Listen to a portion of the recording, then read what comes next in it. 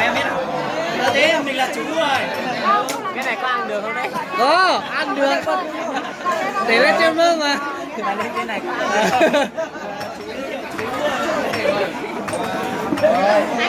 Anh thì mời em lại nha.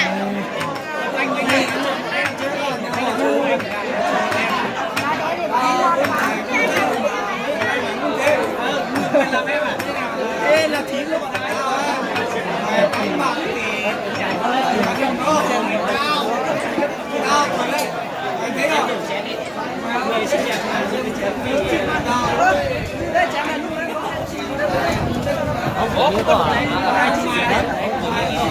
Hả?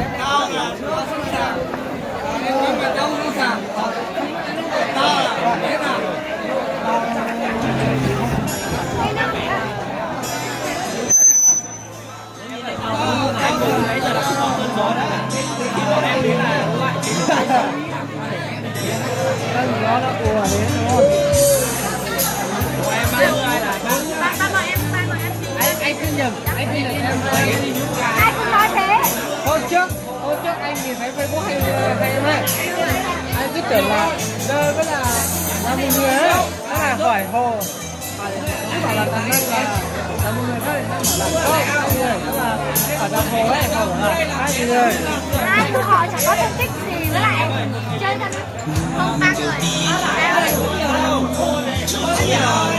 Bọn em 5 người, bọn anh lên nhảy một điệu nhảy với bọn em.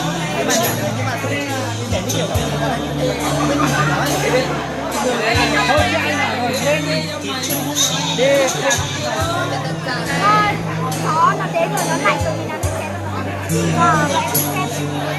Em mà đi ấy thì em mang mưa đến đây. Em có đi đâu? Đang gió em đi bắt là mưa luôn. Trời ơi, em mang củ từ tháng nữa.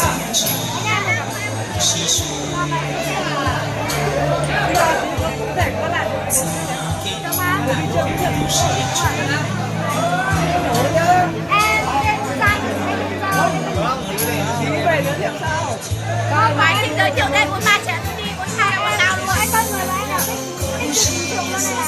Thế thì anh Năng đó là anh chặn Thôi thế thì nhau có lại đó. anh còn không biết tên này đâu.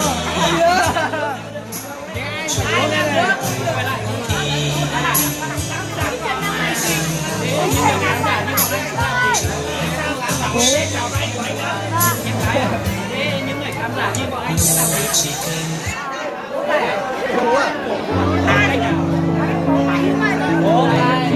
Đau tay thì sao?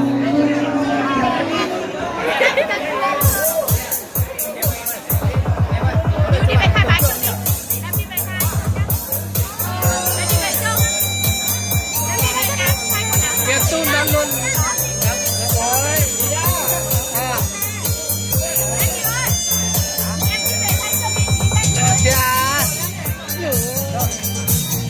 Tiếp tục xác nhận được mã pin rồi.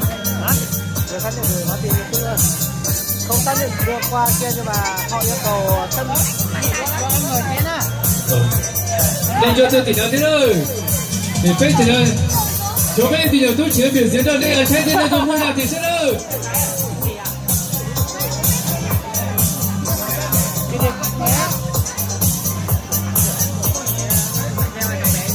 Đấy, lên Facebook em không rồi ấy.